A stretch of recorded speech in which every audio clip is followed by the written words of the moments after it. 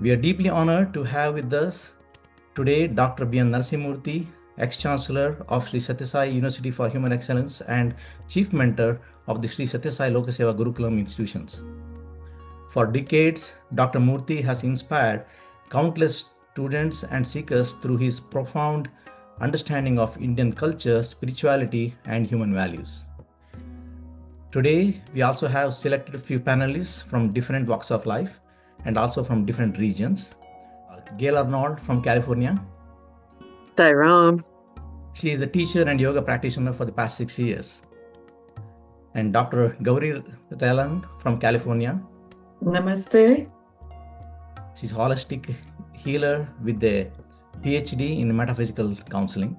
Dalisto Muranya from Malawi, Africa. He's the head of One One Family Foundation of Malawi.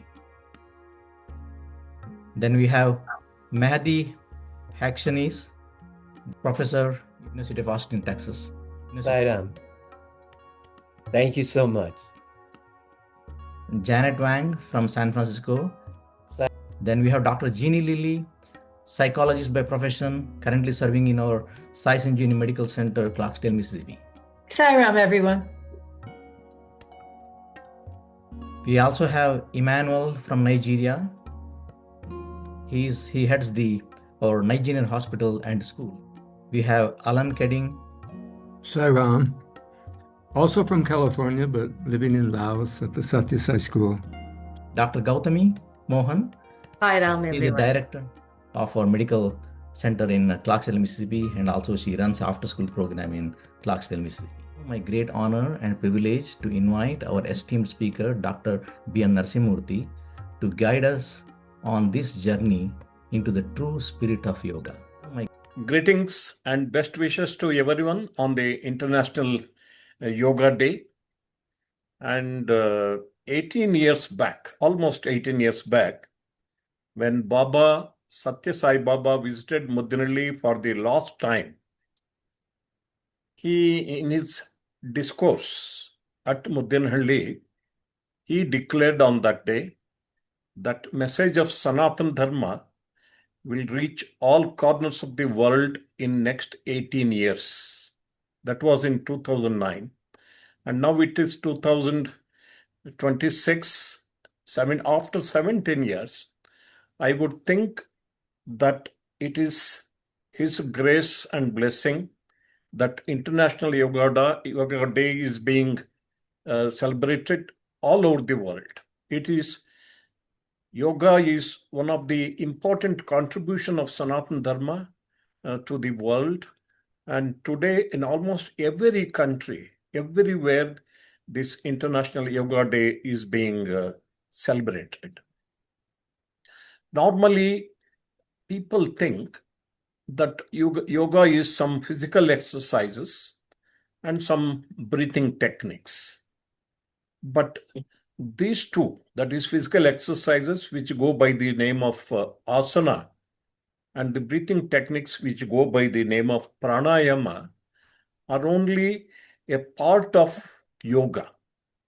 In fact, they are the two limbs of the Ashtanga Yoga, or the 8-limbed yoga. If you confine yourself to only physical exercises and breathing techniques in the name of yoga, it is like going to Agra and not going to see Taj Mahal. Therefore, you are now taken up yoga. You should know what is the ultimate purpose of yoga. What are these 8 limbs of yoga? How does yoga help us? In fact, this word yoga, it is derived from the root verb yuj. Yuj means to join, to unite, to connect, to yoke. In fact, it is to unite with divinity, your own divinity, unite with God, your own self. And when you unite yourself with your own divinity, there is Shashvata Dukkha Nivrutti and Ananda Prapti. That is the end of all your sorrows, and you will attain the highest bliss, highest joy infinite and eternal happiness. Therefore, yoga, if you want to define, yoga is a way of life which leads you to complete happiness, total cessation of sorrow, and attainment of infinite and eternal happiness. And of course, coming to our scriptures, there are many definitions of yoga. I will take you through the ages, and you find that the Prasthanatraya, the three great scriptures of Hinduism, and if anybody wants to know Sanatana Dharma or Hinduism, he is advised to study three scriptures out of hundreds of scriptures. Because Sanatana Dharma has hundreds of scriptures. Out of them, if you want to understand what exactly is Sanatana Dharma, the idea is you have to study these three books. The first is the Upanishads. Of course, a good number of Upanishads. Out of them, 10 Upanishads are called major Upanishads because Sri Adi Shankaracharya chose these 10 out of hundreds of Upanishads available on his day to write his commentaries. That is number one in the Prasthanatraya. Second is the Bhagavad Gita. And the third is the Brahma Sutras. These three you have to study in order to understand Sanatana Dharma. Though all these three are full of the spirit of yoga, the word of yoga is missing in the earlier Upanishads. For example, if you take Ishavasya Upanishad, it is one of the most ancient Upanishads. And though it signifies from beginning to the end what is yoga, how to start your path to connect yourself to divinity, and how you ultimately are able to commune with your own divinity, there is no mention of the word yoga in that, many Upanishads. But the mention of yoga is there in the Kathopanishad. In two places, there is the mention of yoga. Tam yogamiti manyante stiram indriya dharanam. See, that is one definition that Kathopanishad says. And what does it mean? That is having a complete hold on your senses. Having the complete control of your senses is yoga. That is what the Kathopanishad says. In another place it says, Adhyatma yogadigamena devam matva dhiro harsha shokau jahati. Means through this Adhyatma yoga, the dhira or the jnani, he will know God, devam matva, knowing God, harsha shokau jahati. He conquers both happiness and sorrow, goes beyond, and is established in eternal bliss. That is what the Kathopanishad says. The Kathopanishad also refers to the inner chariot that Shivrama has mentioned in the poster. Atmanam ratinam vidhi shariram ratamevutu. The Atma or the self is the charioteer and the body is the chariot. And buddhim tu saritam vidhi, your intellect is actually the one who is driving the chariot. And manaha pragraham evacha, the mind is the reins which is holding the senses, which are the horses. Horses are the senses, and the reins are the mind. And one who is holding the reins is buddhi, the intellect. And one who is actually the owner of the chariot is Atma or the self. So this is how Kathopanishad explains what yoga is. And then in the coming to Shvetashvatara Upanishad, Sri Adi Shankaracharya has written a very deep commentary on what yoga, how the yoga has to be practiced according to Shvetashvatara Upanishad. That is, how do you sit down? What is the way you have to breathe? What is the way you have to withdraw your mind from the sensory objects? What is the way to turn the mind inward? How to focus it on your heart, where the divinity resides, and how to experience. All this is explained in the Shvetashvatara Upanishad. And then come to Bhagavad Gita. The yoga is mentioned in Bhagavad Gita 80 times. You see the word yoga. And each of the chapters, 18 chapters, each of them is called a yoga. Starts with Arjuna Vishada Yoga. And the 18th chapter is Moksha Sannyasa Yoga. And there are the other yogas which come. So all the 18 chapters are named as yoga. And you also find, as I told you, the word yoga repeated 80 times.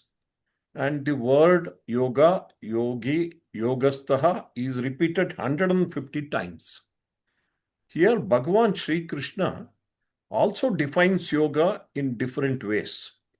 One of them is yoga karmasu kaushalam. What is yoga? Excellence in action is yoga. Perfection in action is yoga. Means if you perform your duties, if you do your work in a way that God is pleased with you, and for the welfare of the world, that excellence in action itself is called yoga according to Bhagavan Sri Krishna.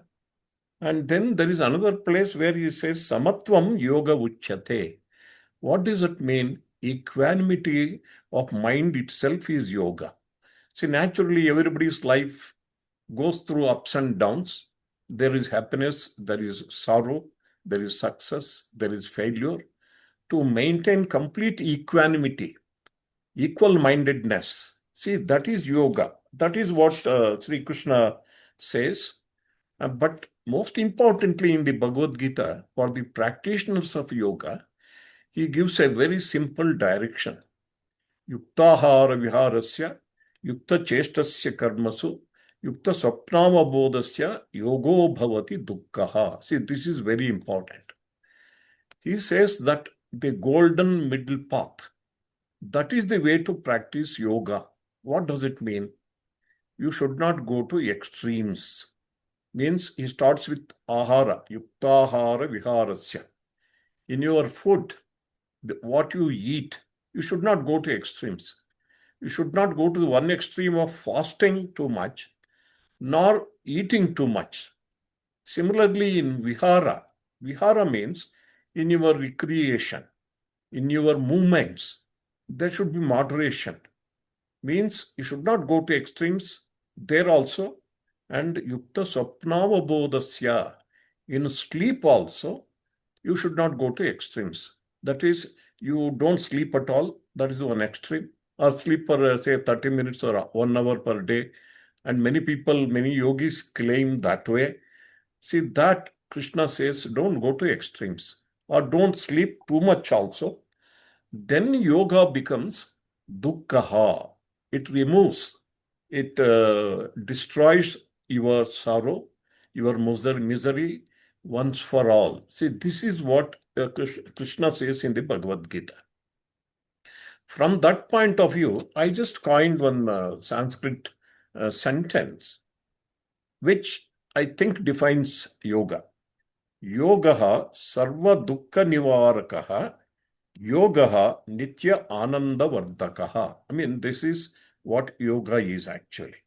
It removes all your sorrows, all our miseries, and it will all the time enhance the joy and bliss and happiness that you can enjoy in your life. So that is about Bhagavad Gita. Then comes the Patanjali Yoga Sutra. It deals with the Ashtanga Yoga, the 8-limbed yoga. See, here you should also understand yoga is the highway to reach divinity. Yoga is the path to realize God or realize your own divinity. And according to Indian tradition, in fact, Swami Vivekananda has written a book. It is available everywhere. The 4 yogas. See, this is the book, the 4 yogas. Generally, there are 4 paths according to Indian tradition to realize God. The first path is Bhakti Yoga, the way of meditation, the way of devotion. The second is Jnana Yoga, the way of wisdom. Third is Karma Yoga, the way of action. And the fourth is this Ashtanga Yoga, which is called Raja Yoga. And in this little book by Swami Vivekananda, you can find a brief summary of all the four paths. Because each human being is made in a different way, he will take to different paths. In fact, Swami Vivekananda declared there are as many paths as the seekers. Suppose there are 100 seekers, there are 100 paths. But they generally, the four paths, the way of devotion, the way of wisdom, the way of action, and finally this Ashtanga Yoga, the eight-limbed yoga. And this Ashtanga Yoga is the subject of Patanjali Yoga Sutra, and there are 195 sutras, 195 formulae, so to say, in this Patanjali Yoga Sutra. For the first time here, we see that Patanjali, he states that this Ashtanga Yoga has 8 limbs. The 8 limbs are Yama, Niyama, Asana, Pranayama, Pratyahara, Dharana, Dhyana, and Samadhi. Therefore, we find here Asana and Pranayama are the third and fourth limbs of Ashtanga Yoga. And before that, there is Yama and Niyama. Also, Patanjali, in the second sutra itself, out of 195 sutras, he gives the definition of yoga. Yoga chitta vritti nirodhakaha. Yoga chitta vritti nirodhaha. What does it mean? Yoga is regulation of the modifications of the mind.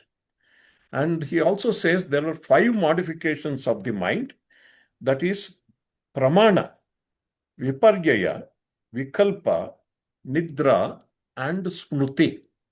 So according to him, the yoga means ultimately regulating or controlling these 5 modifications of the mind. One is pramana. He gives a beautiful example also. The Swami Vivekananda explains in his book Raja Yoga.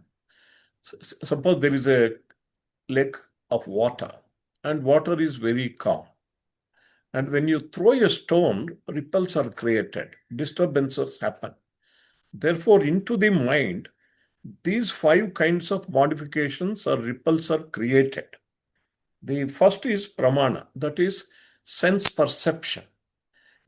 You see through your eyes, you hear, you touch, you smell, and then that create ripples in your mind. That is one chitta vritti. Second is viparyaya. Viparyaya means mistaking one thing for the another. You mistake untruth for truth, truth for untruth, light for darkness, darkness for light. That is viparyaya. Vikalpa is created by any word that you may hear, even if it does not have any correct meaning. Any word can disturb your mind. That is vikalpa. Then nidra, the sleep is another modification of the mind. And finally, smruti, memories also can disturb your mind, because you may not be seeing anything. You might have closed your eyes, but all memories of the past rush into your mind and create disturbances. So this is another modification. So therefore, Patanjali, he means that you have to regulate your mind, the modifications of the mind, which can happen in these 5 ways. But at the same time, today, on the International Yoga Day, people are practicing many yogasanas all over the world. A few hundred yogasanas are there, but not even one is mentioned in the Patanjali Yoga Sutra. There are only 3 sutras on the asana and 5 sutras on pranayama in Patanjali Yoga Sutra. The very important one is Sthira Sukham Asanam. See, that is what Patanjali says about asana. What does it mean? You should be able to sit sthira, steadily, in a stable position. And Sukham means comfortable position. That is all he means. In fact, what he wants is any kind of asanas you may practice, it is only for enabling you to sit steadily, comfortably, so that during meditation, the body does not distract you. The body will not disturb you. That is all he talks about asana. And even pranayama, in the 5 sutras, he says that the breathing should not obstruct you in any way, your thought process or your feeling or anything that you are doing when you're trying to concentrate. See, that is all Patanjali says. But there are hundreds of pranayamas, hundreds of yogasanas. Where do they come from? They come from Hatha Yoga Pradipika. That is Hatha Yoga, which came much later. Many centuries after Patanjali came the Hatha Yoga Pradipika. And written by, this is composed by Swatmarama Muni. His name is Swatmarama, and he claims that he belongs to the tradition of Matsyendranath and Gorakhnath. And in Hatha Yoga Pradipika, you have the description of hundreds of yogasanas which people all over the world today practice. Similarly, about pranayamas also, all the pranayamas are declared or described in this Hatha Yoga Pradipika. And then there is another scripture called Geranda Samhita, which is a conversation between Guru called Geranda and his disciple Chandakapali. And then comes Shiva Samhita. This is a dialogue between Shiva and Parvati, where all these asanas and pranayamas are explained. So therefore, all the asanas and pranayamas that we practice today, they are not from Patanjali Yoga Sutra. Patanjali is only particular that you should enjoy good health, have good physical stamina, and you should practice, you should sit down in a very stable position, in a comfortable way, so that the body is not going to distract you during the meditation. That is what Patanjali wants. And more about all this, you can study from a few books I would show you. This is the book Raja Yoga, written by Swami Vivekananda. He gives a very beautiful introduction to Patanjali Yoga Sutras. And he also explains all the 195 Yoga Sutras in this little book. And then I would also suggest 2 books, because already I received a few questions on the meditation. I would call this Dhyana Vahini, written by Bhagavan Sri Satya Sai Baba, as a textbook for meditation. It's a very little book, about 100 pages. And Baba explains what is the simplest way to practice meditation. And for those who also want to know more about the practical means of meditation or karma yoga or even jnana yoga or meditate or even the bhakti yoga, this is a book actually, Helpline on the Satya Sai Path. It is published by us at Mudyanalli. And this is one book. In fact, it answers about 110 questions asked by spiritual seekers on different ways of meditation and different ways to realize God. These are the 4 books. Then coming to the 4 yogas as such. Bhakti Yoga, here the mainstay is devotion to God, love for God. And that is the path through which Sri Ramakrishna Paramahamsa, he attained godhood, he realized God. And in Jnana Yoga, you have this wisdom. The wisdom is not book knowledge. You are analyzing your own personality with great detachment, intense purity of heart, so that you recognize that you are not the body. Body is only your instrument, and you are the eternal self. And Ramana Maharshi, in our times, he practiced Jnana Yoga. In fact, as a very young boy, most of you would know about it, at the age of 14, suddenly it occurred to him that I am the Atma, I am not this body. That he taught Jnana Yoga. And then coming to Karma Yoga is the path of action which you and I, every one of us, can practice. And Mahatma Gandhi ji is a great example of Karma Yoga. He reached godhood, he attained divinity through Karma Yoga. And Raja Yoga also, you have many yogis in the modern times like Paramahamsa Yogananda. That is the Ashtanga Yoga as described in Patanjali Yoga Sutra. And there are many people today, even all over the world, who practice Ashtanga Yoga and have reached the goal. But what I would suggest, this was instructed to me by Bhagavan Sri Satya Sai Baba when I was a young man of 22 years. I was confused which path I should follow. Though I was having Madhyal Narayan, but as my mentor, I thought if I have to realize God, I have to run away to the Himalayas rather than involving myself in so much of activity in the name of service to society. At that point of time, Bhagavan Sri Satya Sai Baba, on one night, he appeared in my dream and he asked me, you practice Purna Yoga. Purna Yoga, I did not know at that point of time what it meant. I only knew about Bhakti Yoga, Jnana Yoga, Karma Yoga, and Raja Yoga. And I really did not know what to do. But after 15 days, Baba again came and asked me, did you study Purna Yoga? I said, Swami, I don't know what is Purna Yoga. Then Baba said, it is the Purna Yoga or integral yoga, which was taught by Aurobindo.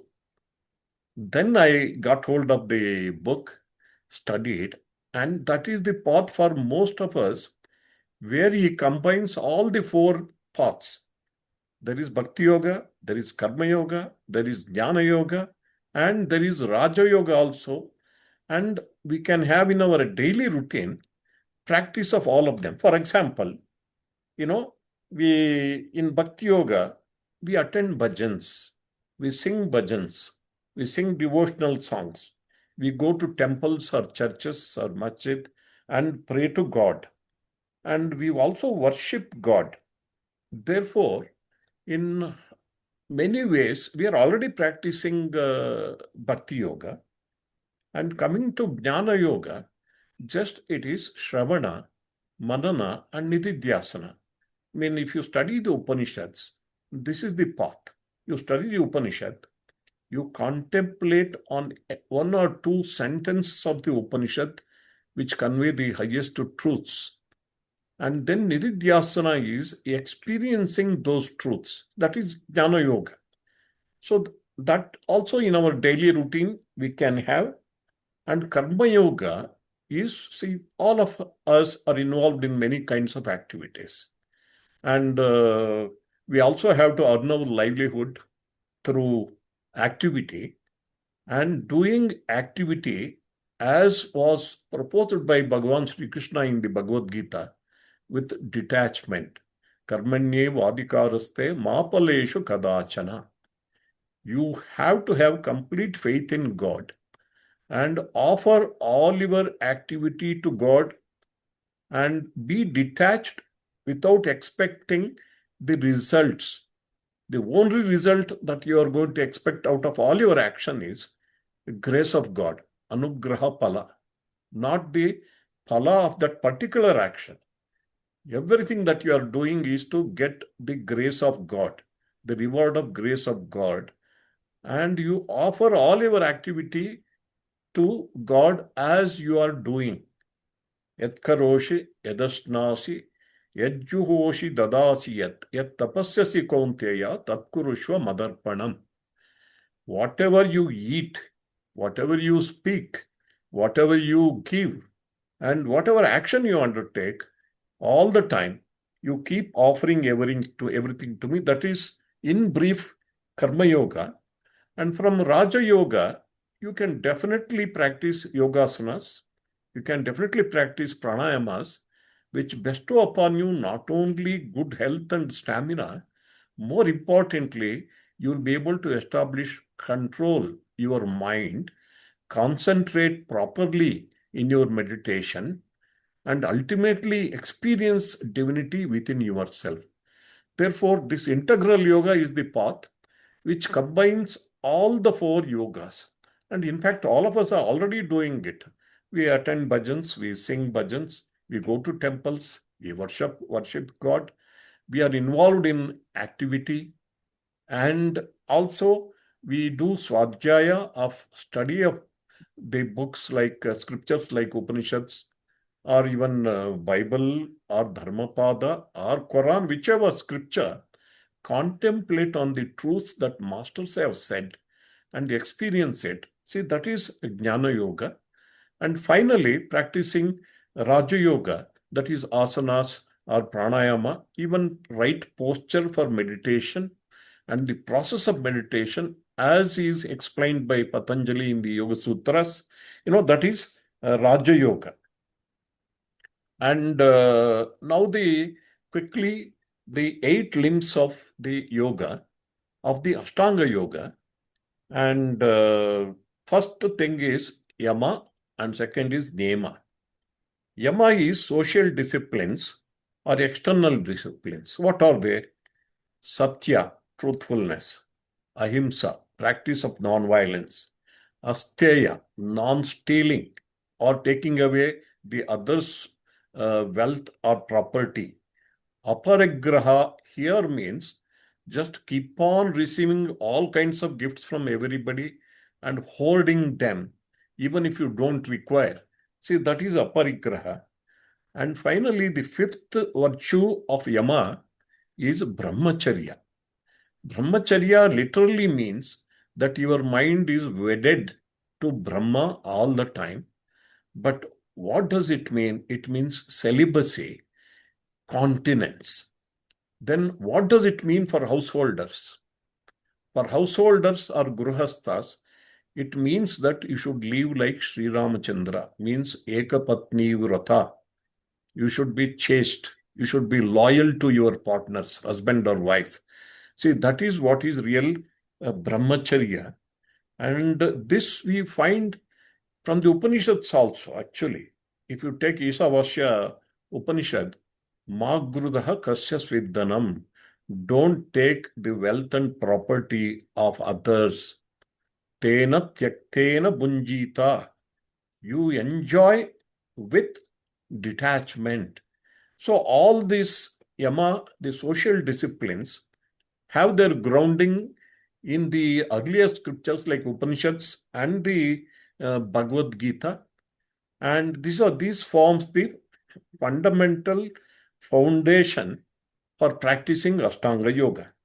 The second is Niyama, individual disciplines and internal disciplines. There are 5. Shaucha means cleanliness, external cleanliness and internal cleanliness. Santosha means contentment or happiness. Swadhyaya is study of scriptures or spiritual books. Tapas is actually yearning for God. Tapave tapassu, Bhagavan Sri Satya Sai Baba said. Tapa, you are feeling, yearning, pining for God experience, divine experience. See, that is what is tapas. And finally, 5th one is Ishvara Pranidhana, means surrender to God. Here, see, I also have received many questions from Shivaram already. I've been practicing meditation. I've been on the spiritual path for so many years, but I'm not making much progress. Unless we seriously practice these 10 virtues of Yama and Niyama, the practice of the later limbs of Ashtanga Yoga, including Dhyana, will not give you any rewards. Then does it mean that you have to become perfect in all this Satya, Ahimsa, non-stealing, aparigraha, brahmacharya, and all these disciplines, and then move to the next step? No. All the limbs can be practiced together. You practice this today, you practice asana also today, pranayama also today, dhyana also today you have to practice. What does it mean? You need not become perfect in all these virtues. See, many people think, unless I become perfect, I can't go further. These are not called the 8 steps in yoga. 8 step means one step after the other you have to go. There are 8 limbs. All the 8 limbs you can practice together. In one day, you can practice all this. So that, but without proper practice of these 10 virtues pointed out in Yama and Niyama, later on the other limbs, practice of other limbs like jhana, dharana, will not produce good results. And then now we will come to fire. Now, before we break, and I hand over the mic back to Shivram for demonstration of yogasanas and pranayama by Dr. Gauri. I will just very, very briefly, I will point out what is asana. As I told you, Patanjali, the asana is you have to sit comfortably, steadily, without being distracted during meditation. See, many of the elders ask me a question normally. Sir, I can't do Padmasana. I can't sit in Sukhasana. Can I sit on a chair and meditate? 100% all right. You can sit on a chair. You can have pillows on all your sides. Your neck also can be supported by a pillow. And then you sit comfortably so that you are not distracted. That is about asana. Pranayama is breathing exercises. Maybe there are many kinds of pranayamas, which I think Dr. Gauri will tell you about.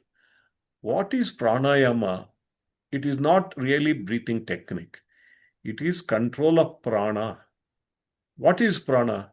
Swami Vivekananda explains in a very simple way. The whole universe is made up of 2 things. One is akasha, second is prana. He means matter and energy.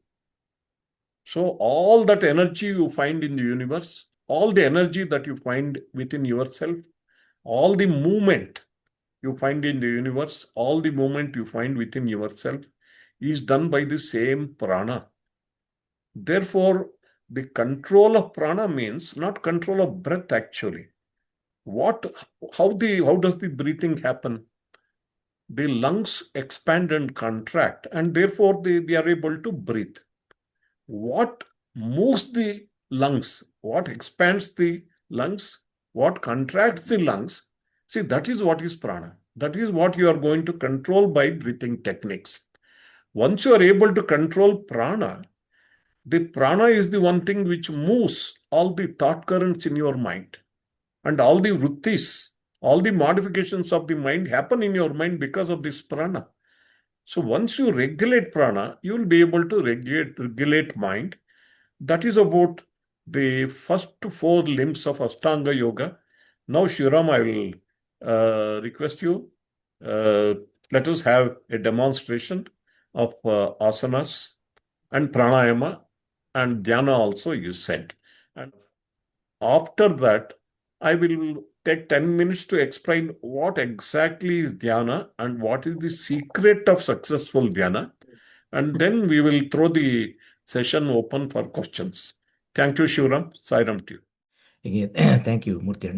Now over to Dr. Gauri. Just want to briefly introduce Dr. Gauri. Dr. Gauri is a globally recognized holistic healer, educator, and founder of Two Ventures, Wellbeing Aeons, and IT and Education.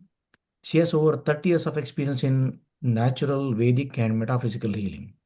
With an academic background in botany and a PhD in metaphysical sciences from California, Dr. Gauri integrates diverse modalities such as energy healing, aromatherapy, herbal remedies, meditation, pranayama, vastu, and spiritual counseling to bridge ancient wisdom with the modern wellness. Over to you, Dr. Gauri. Namaste, everyone, and a very warm welcome to those who are there. Today is a great day. It's a World Yoga Day, and it happens to be Father's Day also. To thank you for all the time and the wisdom Narasimha Anna has shared with us. And now we'll start from here. I will like everybody to chant Om with me.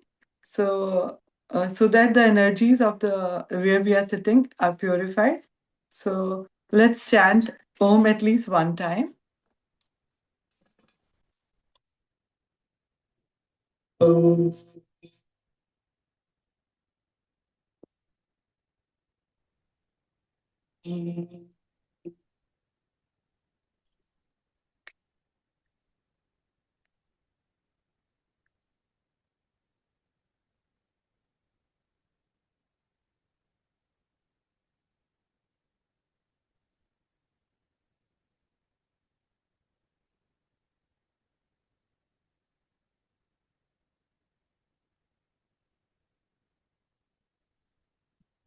It's such a wonderful day. Today is an equinox also. That is also all about balance.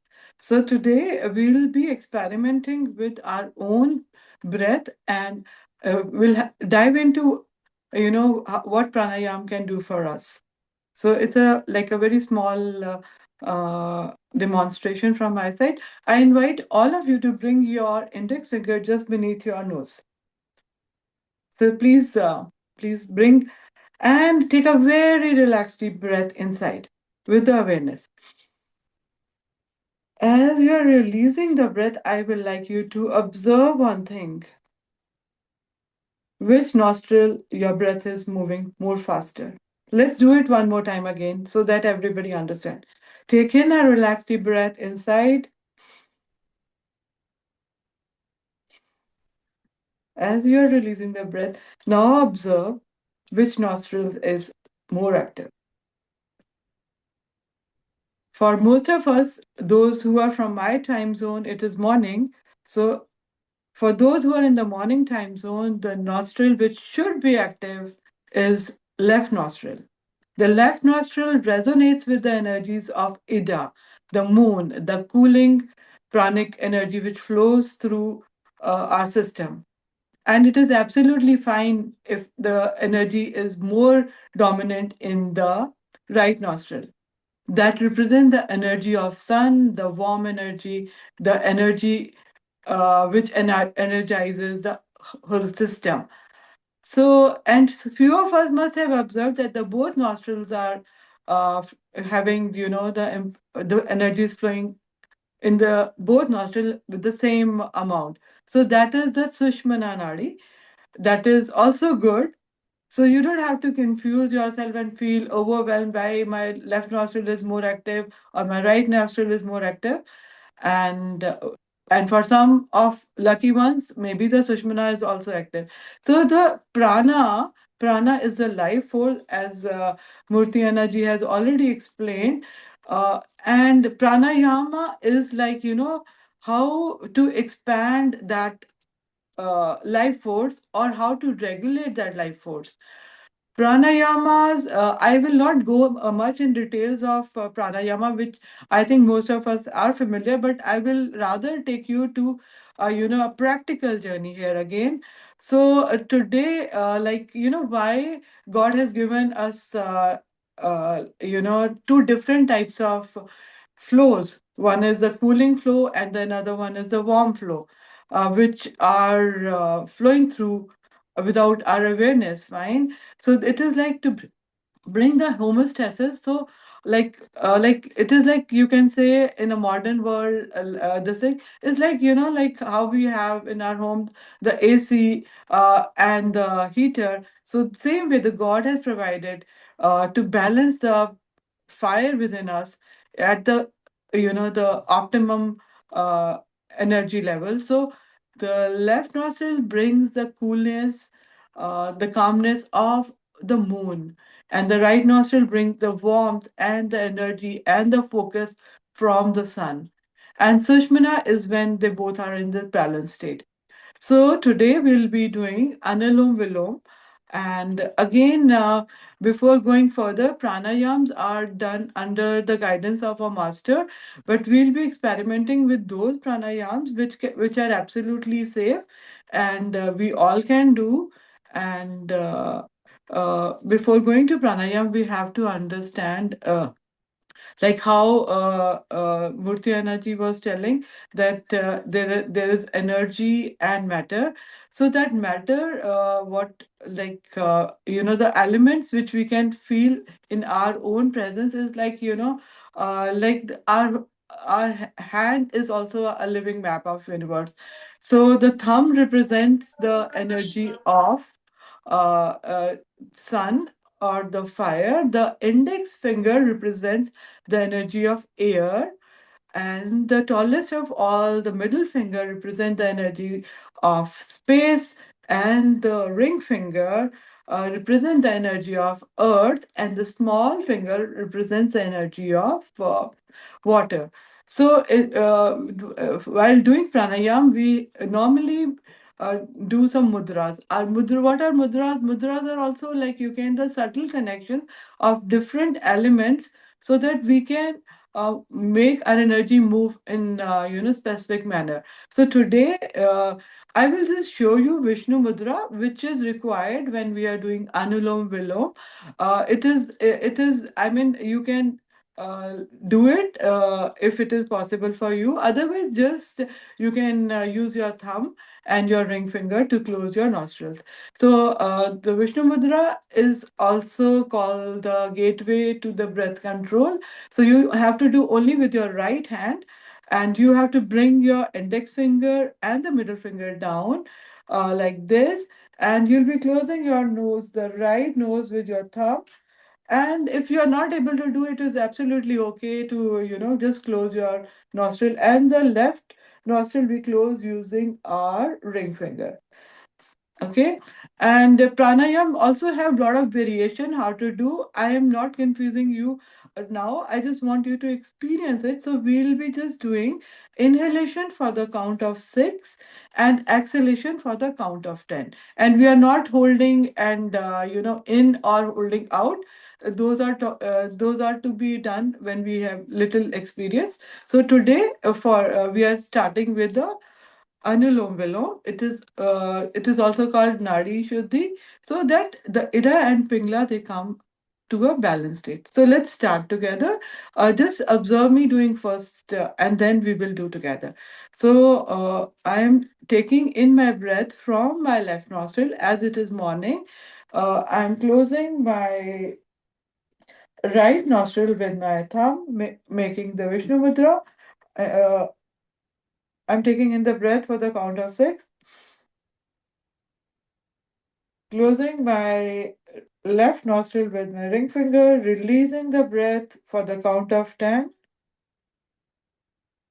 taking in the breath from the left nostril for the count of 6,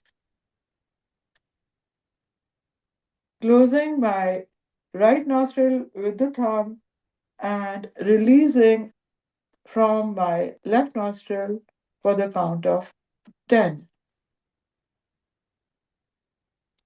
And slowly again take from your left nostril only for the count of 6. And then again releasing from the right nostril for the count of 10. So let's do together. Shivram brother, if you can play the video to... Let's do together. If you can do the Vishnu Mudra, it's fine. It's fine. If you cannot do, just use your thumb to close your right nostril, and let's do it together. Inhale for the count of 6.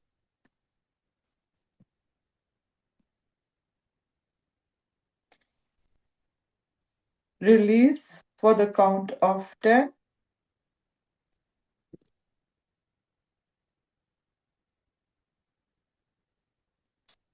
Inhale from the right nostril for the count of 6.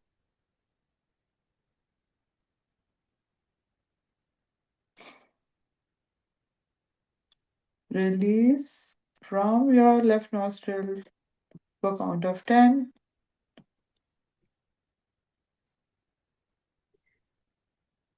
Inhale again from your left nostril for the count of 6.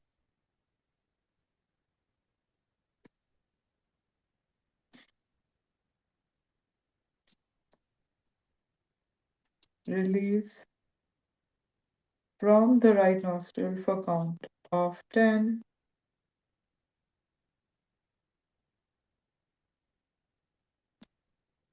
So this is a simple example of Nadi Shuddhi or Anulom Vilom Pranayam. I have created a simple video. I don't know, like it is like it's. Can we play that, brother? Or yeah, so that people.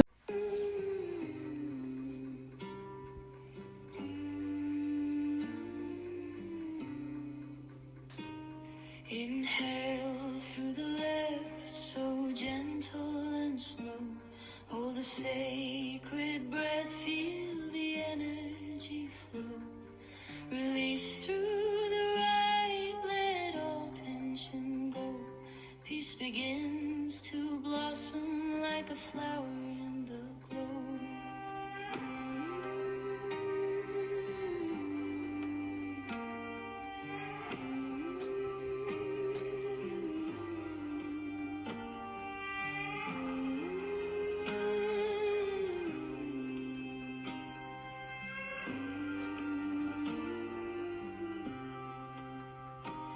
Now breathe through the right, calm and bright. Hold the living prana, shine with its light. Release through the left, soft as a dove, balancing our body, filling us with love. And you long belong, breath of harmony, balancing the currents, flowing endlessly. Ida and Pingala, dancing side by side, bringing peace and balance deep inside.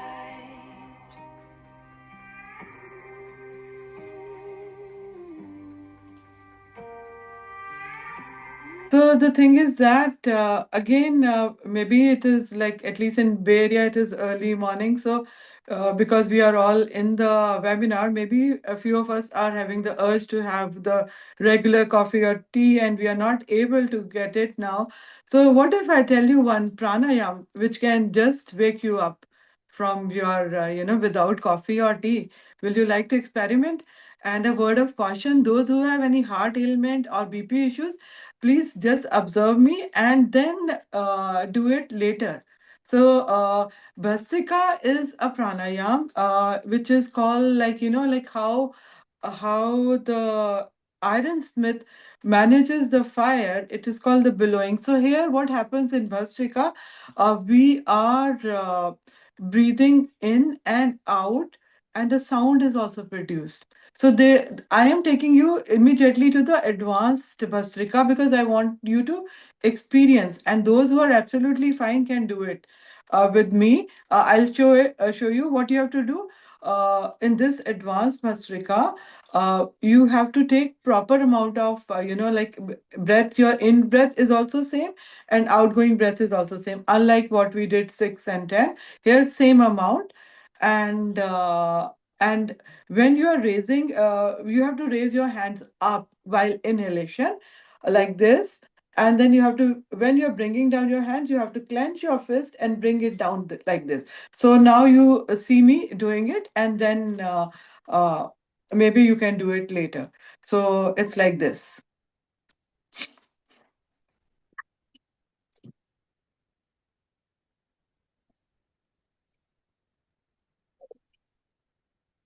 So this is now from tomorrow. It should be your wake up cup of coffee or tea, and make sure that you don't have BP or heart ailment. But slowly you can practice and do it, at your own pace. And moving forward now to something which is very, very dear to me. It's called the Brahmari Pranayam, and it is like the first pranayam we did was to bring the balance in our prana.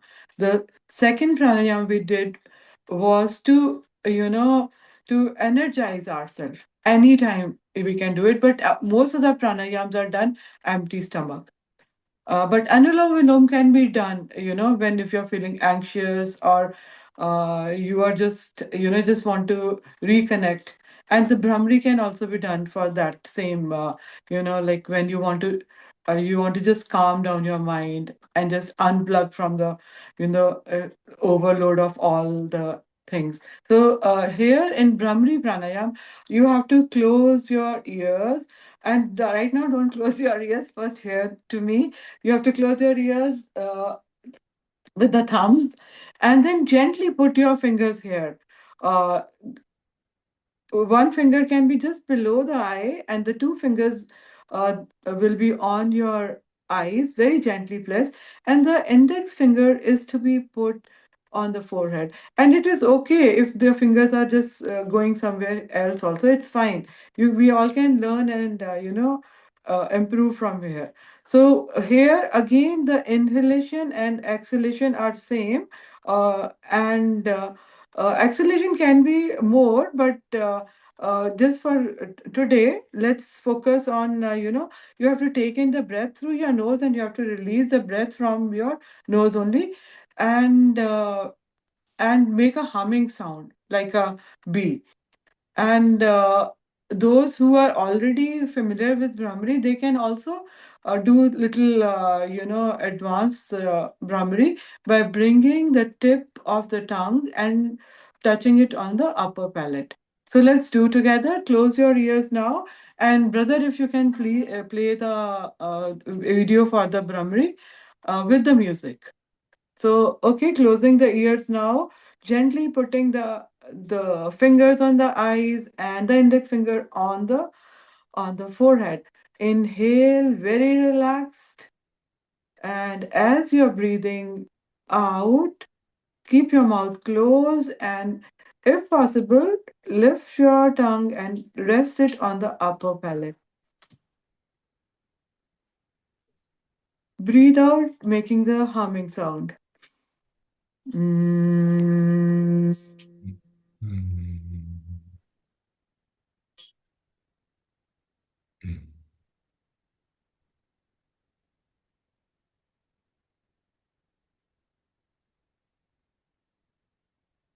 Mm.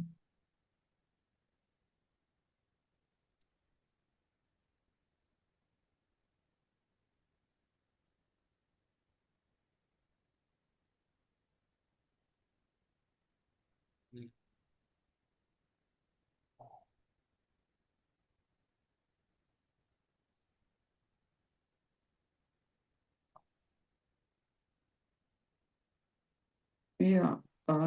Brother, if we can have the video, please. Sure. So,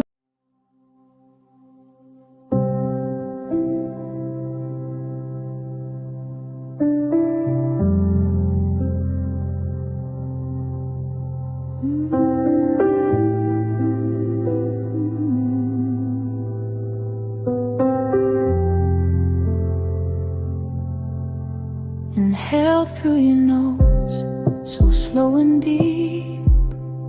Close your ears and close your eyes.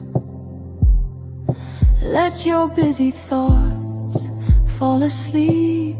Now gently release your breath with a humming.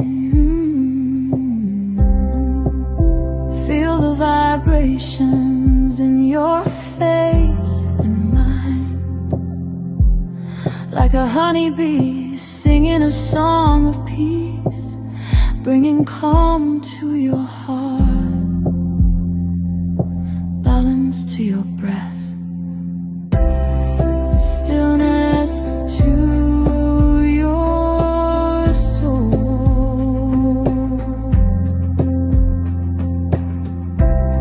and stillness to your soul.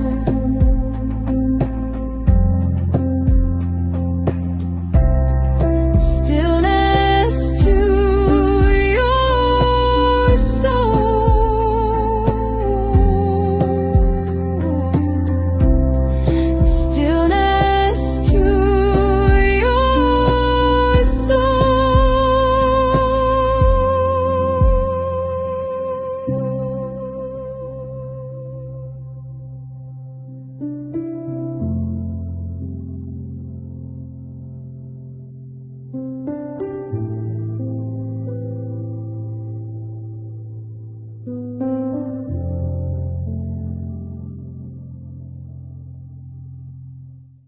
that's all from my side on the pranayam.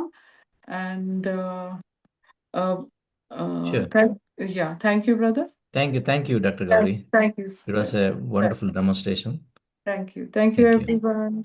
Thank you. Thank you. Murthy Anna, this is over to you now. Thank you for giving us a few glimpses of the 3 or 4 pranayams, and you've done it very well, and you have such a beautiful painting on your background in the wall. It's very soothing as your pranayams. Thank you.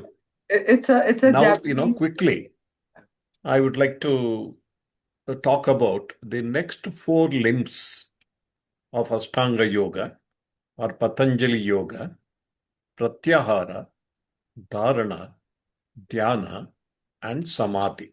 These are internal, nothing to do with physical activity like yogasanas or pranayama. Now you are able to sit quietly in a very comfortable position, in a very steady way you are able to sit. See, then you start dharana. Dharana is withdrawing your mind from these sense objects or even these sense organs. What does it mean? One simple example.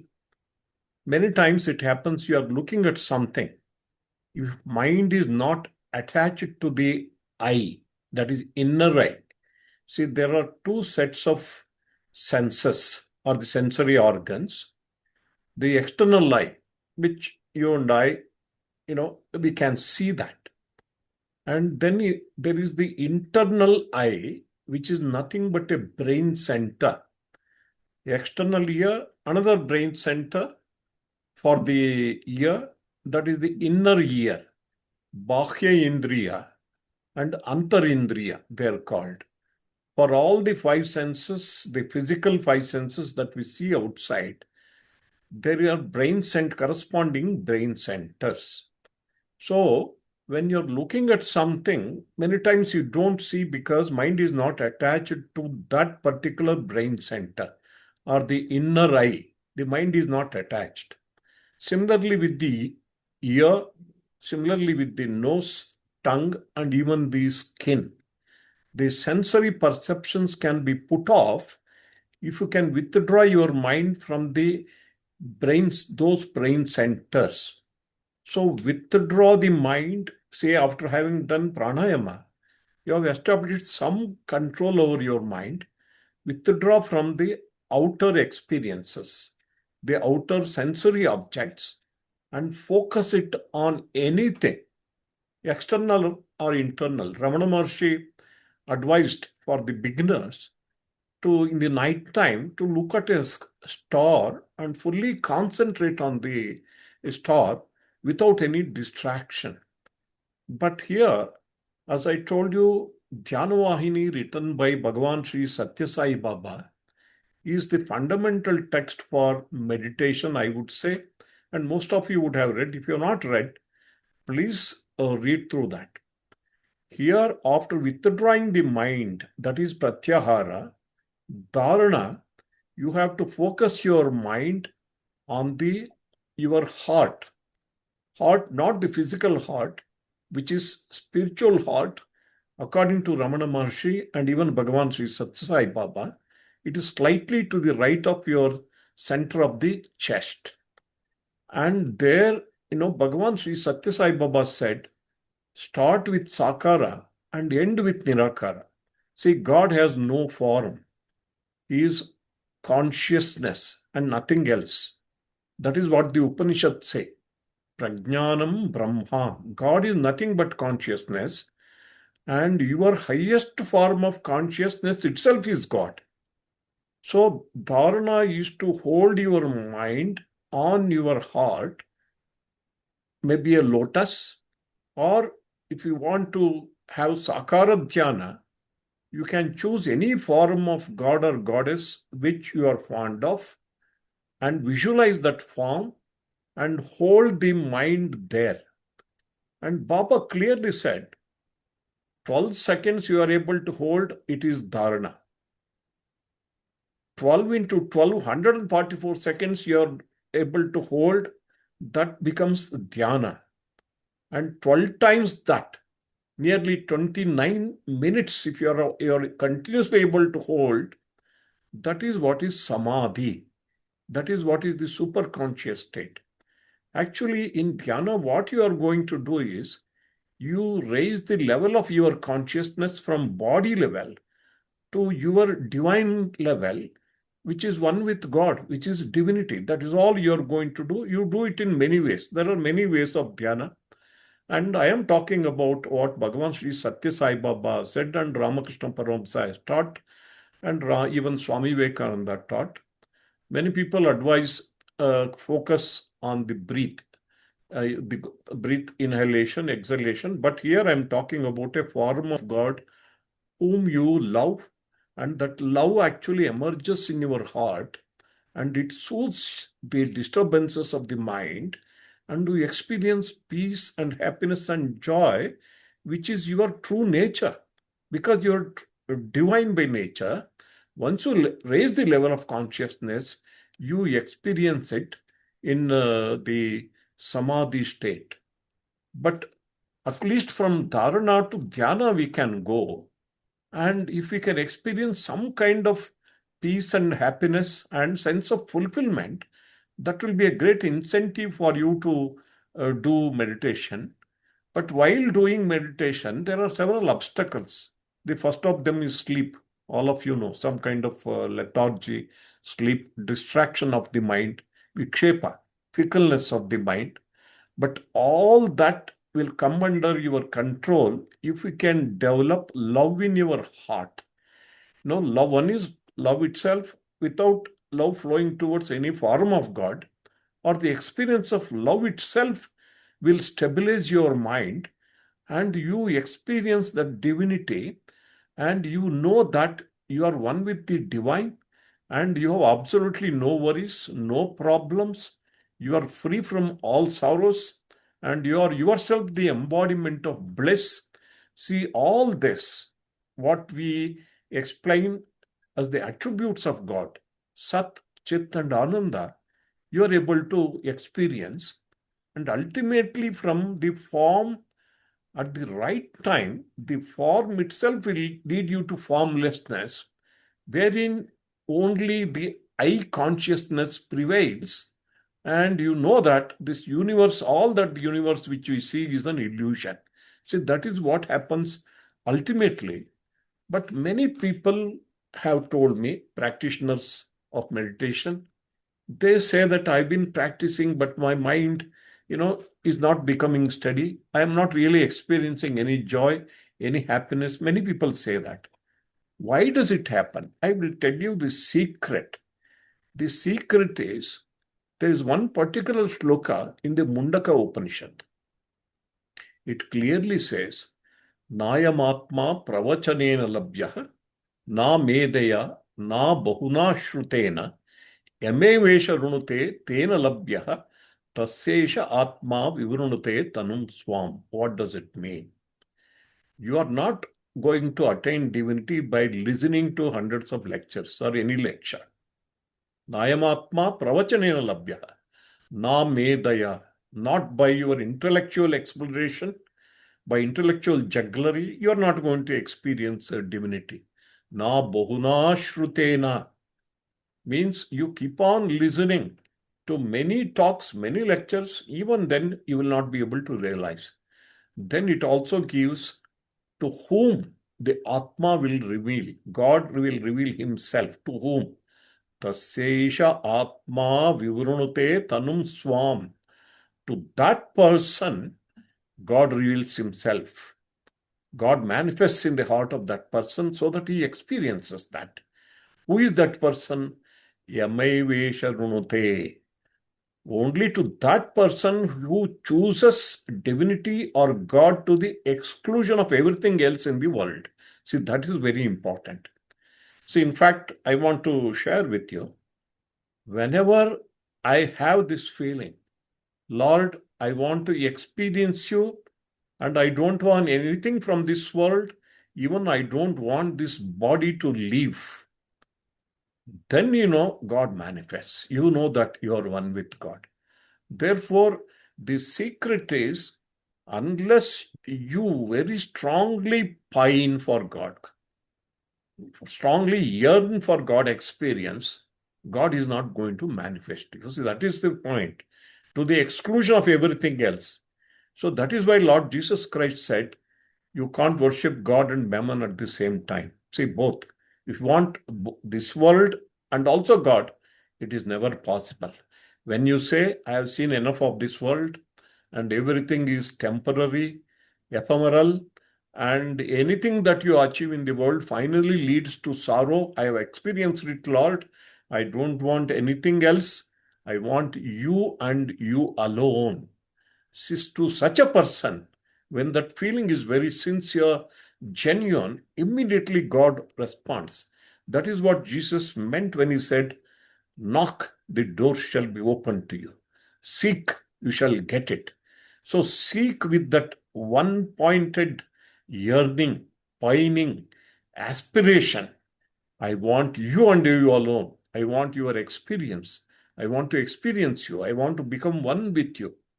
Then, God manifests. That is the secret. Unless you do that, you are not going to get anything really deep experience in meditation. The other part is, this is Sadguru Sri Madhusudan Sai. It was always there, but Sadguru Sri Madhusudan Sai is pointing out. Suppose you went to Ramakrishna Paramahamsa and asked, what is the way I can experience God? What is the way I can attain God? He would say, develop yearning and develop love, develop detachment from the world, and you will attain God. But Sadguru Sri Madhusudan Sai is saying, you may meditate for many hours, hundreds of days, and many years. You will not get anything unless you move from selfishness to selflessness. So this is very important. See, one is pining for God. Second is, human beings, we are naturally self-centered. We are selfish. We always work for self-interest. From there, you have to move towards selflessness. That comes with real compassion for the suffering. Yasya chittam dravibhutam krupaya sarvajantusho tasya jnanena mokshena kim jata basmalepanaihi, says one Subhashita. What does it mean? If a person's heart melts with compassion for the suffering of other beings, not only human beings, all beings, for him, what is the need for moksha or jnana? What is the need for smearing his body with vibhuti? This is what he asks. Therefore, these two are the simple secrets of getting success in meditation. One is, we should want God and God alone and nothing else. At least at the time of meditation, you should be able to do it and surrender. See, then you experience the samadhi state. Even in the Patanjali Yoga Sutra, it is said, samadhi siddhi Ishvara pranidhanat. See, in Patanjali Yoga, he is saying that by surrendering to God in your heart, you experience samadhi. That is the pining for God, yearning for God, aspiring to experience God, because everything else is temporary except God. The other aspect is, slowly we have to move from selfishness to selflessness. So that is from me, then to we. We means my family, my neighbors, my town people, my city people, my country people, the whole of mankind, the whole world. So when we have to move like that, and not just the feeling, you have to do something selflessly to help others, then automatically these two things are there. You can experience very successful periods of meditation. You feel one with God, and you come back from meditation with great strength of mind, great willpower, and you will find that you will be able to deal with everybody with greater love, greater compassion, greater understanding, and greater sympathy. Somebody asked Swami Vivekananda when he was talking about this samadhi state. One of the young Americans said, so I take some drug And I also experienced the kind of state that you are explaining. But Swami Vivekananda said, by taking drug, when you enter that state, you enter as an ordinary human being and come out as a scoundrel. But the samadhi state or superconscious state that I am speaking, Swami Vivekananda said, you enter that state, you will come out as a saint, you will come out as a prophet, and your life will be completely changed, he said. Therefore, these two things are very, very important for successful meditation. And I've already told you, the lifestyle is important. Yuktahara viharasya, moderation in everything. The right kind of lifestyle, building up of strong character, and then, you develop purity of mind and purity of heart, then you will realize and you will experience everything. And then Patanjali does not talk much about this Kundalini actually. This Kundalini which Dr. Gauri was referring to, in the sense in the images that were projected on the screen, the set chakras, all this will happen during the process of meditation, even if you are not thinking about it. Even whether you follow the path of Jnana Yoga or Bhakti Yoga or Karma Yoga, the Kundalini will rise through the Sushumna and reach the highest chakra or the Sahasrara, and then that is when you experience oneness with God. That will automatically happen. This is in brief. And Patanjali combines this dharana, dhyana, and samadhi into one word, sanyama. Sayama. All these three are called sayama. And now I am finished and open for questions, Shivram, if anybody wants to ask, or you can read out the questions you already have. Yeah, thank you, Murthy. Before going to question and answer, so thank you again. As you rightly said, we always need to think about the less fortunate and help the society. And always when we do this kind of webinar, we always dedicate our effort for the less fortunate ones in the world. That is true yoga. With that spirit, I dedicate this webinar for the welfare of the underprivileged children in the world. Before we begin the question and answer session, I would like to share a brief thought. We heard from Dr. Narasimha about Yama and Niyama, the foundational steps of yoga that teaches us the virtues such as compassion, truthfulness, selflessness, purity, contentment, etc. As we focus on our health and well-being, it is equally important to remember those who are less fortunate and ask ourselves, how can I make a difference in the society? There is no better yoga than being helpful to the society, as Dr. Narasimha sir just mentioned. We can all eat and be happy ourselves, but sharing with others is an even greater joy. The true spirit of yoga awakens qualities such as love, compassion, generosity, sharing, and caring. When these qualities blossom within us, we become instruments of positive change. That, in many ways, is the mark of a true yogi. Through Education for All and the One World on Family mission, we support children and families in many parts of the world, including Clarksdale, Mississippi, India, Nigeria, Malawi, Fiji, and Sri Lanka, through education, nutrition, and healthcare.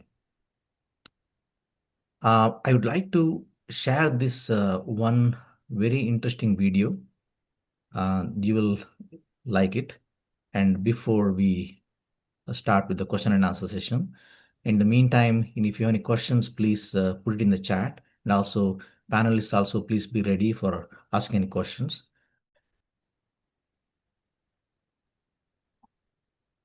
मेरी बच्ची को जन्मजात ही हृदय रोग की समस्या थी और हमने बहुत जगह पता किया, इसका इलाज बहुत ज्यादा खर्चे का था। तो एक डॉक्टर ने हमें बताया कि छत्तीसगढ़ के नया रायपुर में सत्यसाई हॉस्पिटल है, वहाँ इसका निःशुल्क इलाज होगा। वहाँ इसका इलाज बहुत अच्छे से हुआ, लेकिन इलाज के बाद ये बहुत दिनों से वेंटिलेटर में थी, जिसकी वजह से इसके श्वास नली में ये ट्यूब लगाया गया और जब निकाल कर देखा गया तो इसको श्वास लेने में दिक्कत आई। तो हम बहुत परेशान हो गए थे, बाहर बहुत जगह पता किया, तो इतना खर्चा बताया गया जिसको हम वहन नहीं कर पाते। तो एक बार जब हम इसके हार्ट के चेकअप के लिए नया रायपुर छत्तीसगढ़ गए, तो वहाँ के ही head of department doctor Ragini Pandey ma'am ने इस हॉस्पिटल के बारे में बताया, और उन्होंने ही अपने खर्चे से हमें यहाँ पहले बार भेजा और सर से मुलाकात कराई। This child, 3 years old female, was suffering from congenital heart diseases. Following cardiac surgeries, she was on long-term dependent on ventilators with the endotracheal tube inside. And when the doctors tried to remove the endotracheal tube, it was not possible to remove the tube because the upper airway was completely blocked. Sir बताए कि बेटा ये जो case है वो बहुत risk case है, तो हम बच्चे के लिए कोई रिस्क नहीं लेना चाहेंगे और इसका एक स्टेप में इलाज ना करके 3 से 4 स्टेप में करेंगे, जिससे बच्ची को कोई समस्या नहीं होगा। We took up the challenge and we, with several stage operation, we did the recanalization of the airway with the help of lasers, coagulation, balloon dilatation, and lately put the stent in the airway, which we recanalized. After 5 complicated surgical operations, finally, we could remove the tracheostomy tube from the child's neck, and child is able to breathe normally from her natural airway. She can speak very well, and the parents are so happy. अब हम अपनी बच्ची का आवाज अच्छे से सुन पा रहे हैं, और जो कि हमने पिछले 1.5 सालों तक नहीं सुना था।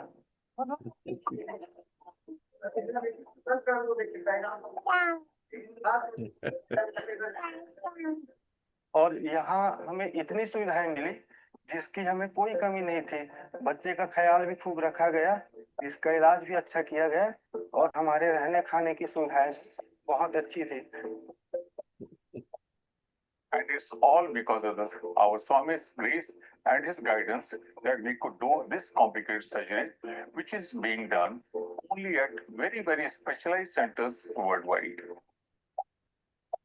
इस हॉस्पिटल का धन्यवाद करते हैं जिसने हमारी बच्चे के गले की आवाज को वापस दी और इसका इलाज बहुत अच्छे से किया। और यहाँ के जो head of department sir ji, doctor Bali sir, और उनकी पूरी जो टीम है, उन्होंने हमारी बच्ची के लिए बहुत मेहनत किया और इन्हें खूब प्यार दिया। और ये एक हॉस्पिटल नहीं है, ये मंदिर है, और हम चाहते हैं कि ऐसा जो भी गरीब है उनको यहाँ की सारी सुविधाएं के बारे में पता चले, और जिसका इलाज के लिए किसी को इतना खर्च नहीं करना पड़े, जो कि गरीब परिवार के लिए बहुत ही मुश्किल रहता है। हम सबसे यही प्रार्थना करते हैं कि ऐसा हॉस्पिटल के बारे में सभी को जानकारी मिले, जिससे सभी की समस्याएं दूर हो जाए।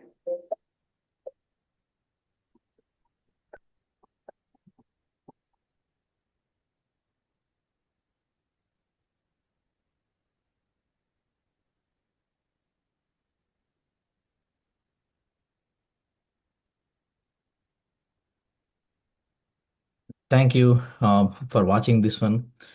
I thought of sharing this today morning. I received this video and I thought this is very timely to share with all of you.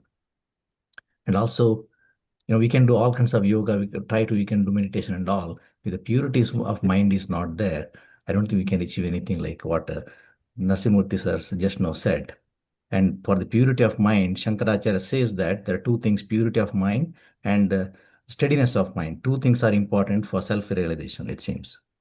And for purity of our mind, how can we be pure if we see suffering around us and we don't respond? So with that thought, I will open it for question and answer.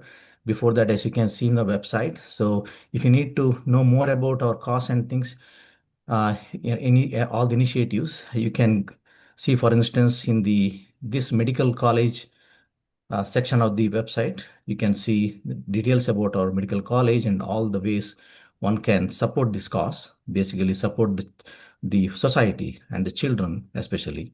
And you can support either in India or Sri Lanka or Malawi or Nigeria. If you go to our initiatives page, you can see the different initiatives that's happening right now.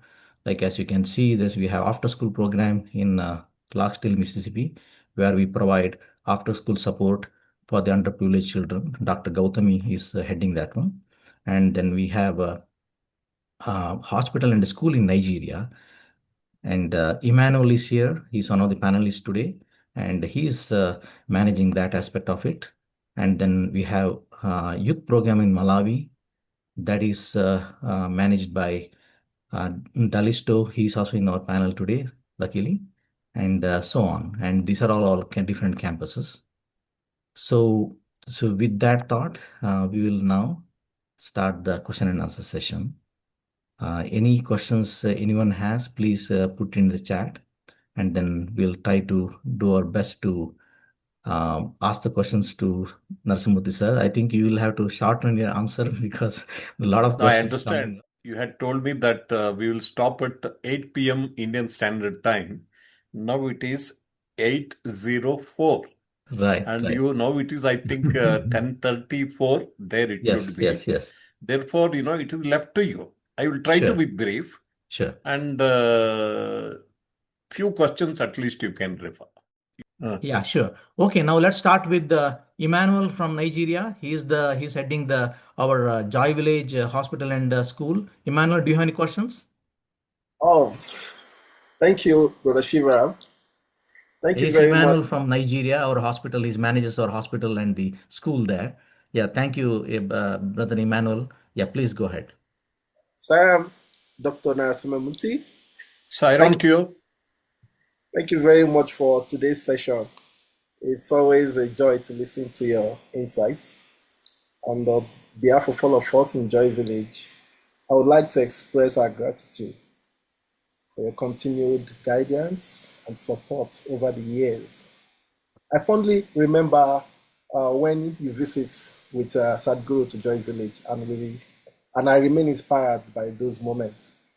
So, if I may ask, for those of us who are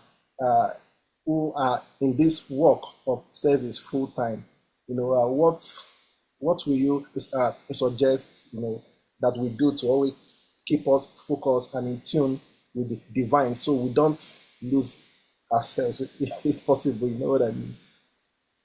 Sure. Thank you. We are asking the question, Murthy, and how can we keep our focus while we're doing all service activities? By connecting with God, by daily meditation, at least monks, if you are able to establish some kind of communion with God within your heart, the mind will remain calm, peaceful, and focused. Say, without sadhana, service becomes very difficult.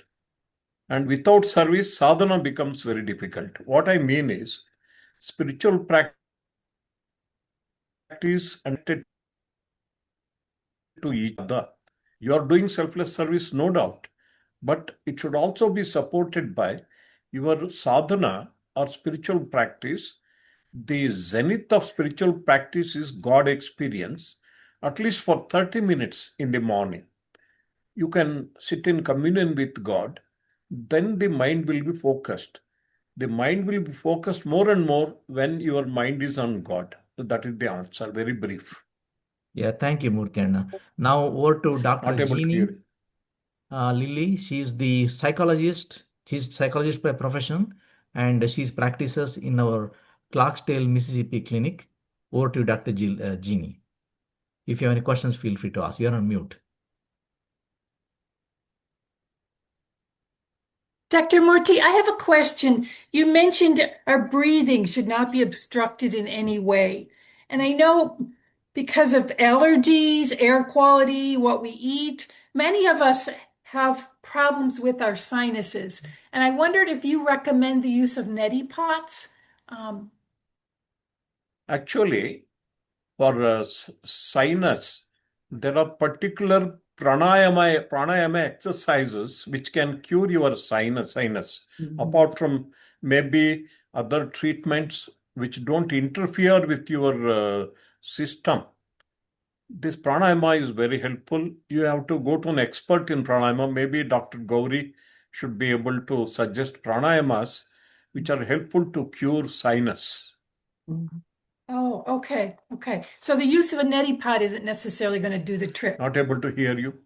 Whether the neti potty, is it good or not, she's asking. What's that? The neti pot, the people put it in the nose and put water Yeah. inside. See, that is also one of the yogic exercises. They call it, I think, Nauli or something. Yes. Okay. Yeah, thank you. Thank you, Murthy. Now, Thank you. Dalisto from Malawi, he is heading the One World One Family mission there, providing um, morning porridge to school children and also doing a lot of youth service. The Dalisto, over to you. Thank you, Sairam.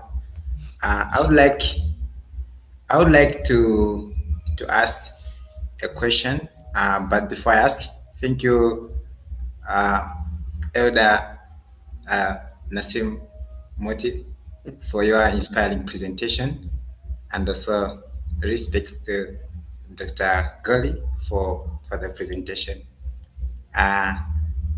From your experience, Elder Moti, what practical strategies would you recommend for introducing and expanding yoga awareness in African communities, particularly among young people in the schools, as well as in the communities where most of the time the resources are so many or so little and limited? Thank you so much. Yeah, thank you. So Yeah. he's Dalisto from Malawi, and Yeah. he's speaking from Malawi now. So Murthy, what Yes. his question is that how I can he? understood the Yeah, question. okay, good. Yeah. Please. The point is, first, you have to have a few yoga trained teachers. What it means, you have to choose from among your maybe staff members or even volunteers, those who are interested in yoga, and they should be trained by an expert. Then they will be able to teach it in your region.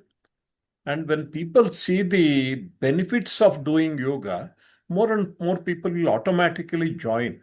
And these days, everybody is aware of the benefits of practice of yoga.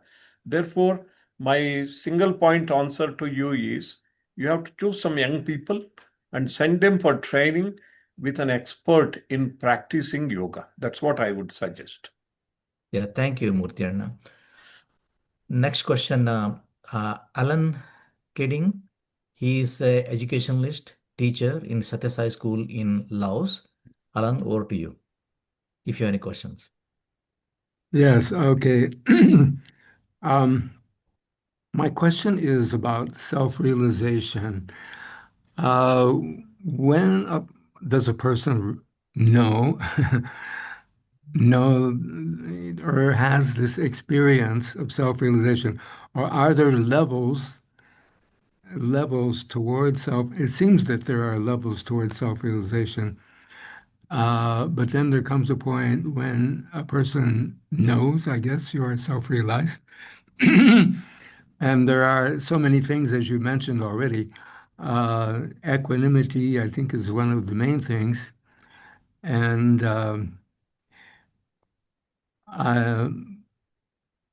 my question perhaps is not very clear, but I just am wondering, how does a person realize at some point you're always in tune with God, for one thing, and on the other hand, we have to be careful we're not fooling ourselves that we are there and we aren't. I don't know. Are you understanding what I'm Yeah, saying? got it. I think we got it, Brother Alan. So Murthy, do you want me to summarize Just it? a Or you second. good? Just a second. Just a second. Sure. Babu. Yes, we have.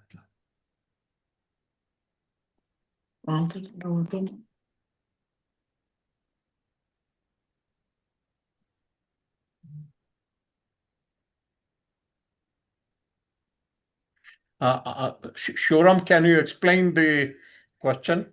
Yeah. So basically, he's asking the either are there any steps in the self-realization or how one will achieve the self-realization? Yeah. The point is, just because you experience your divinity or super conscious state or attain samadhi once, you're not self-realized. You have experienced it. But when will you really get liberation? When will you really get emancipated? Is when you get rid of your sense of kartrutva and bhoktrutva, sense of doership and enjoyership. Because all of us feel that I am doing this, and I am therefore experiencing this. See, that is false actually. In our own personality, there are many things which we are not doing. We are only eating food, but I am not digesting. And I am not doing anything for my blood circulation. There are so many metabolism activities which are happening which I am not doing. Then who is doing it? They may say nature, they may say God, divine power. Even the so-called voluntary activities that we do, like I am speaking, is being done by the divine power only. That is the truth actually. Unless we get rid of this sense of doership and enjoyership, you're not going to get final liberation. That is what it is. You may experience a super conscious state in a state of meditation. But when you come down to the world, if you are still having that ego, that I am doing this, I am experiencing this, you don't get liberation. This is what Adi Shankara says in the Viveka Chudamani. He clearly points out. Then how do you get rid of this? By constant contemplation on the truth that I am not the doer, I am only instrument in the hands of God. For example, I am writing with a pen. The pen cannot say that I am writing. Pen is only an instrument. So whatever activities that we are doing, for example, I am speaking, I am not really speaking. It is God who is speaking through this instrument called Narasimha Murthy. So when you experience that, that is the final liberation. But even experiencing divinity once in a way or every day in the morning in meditation, it makes your mind purer and purer. And finally, you will get rid of this sense of doership and enjoyership.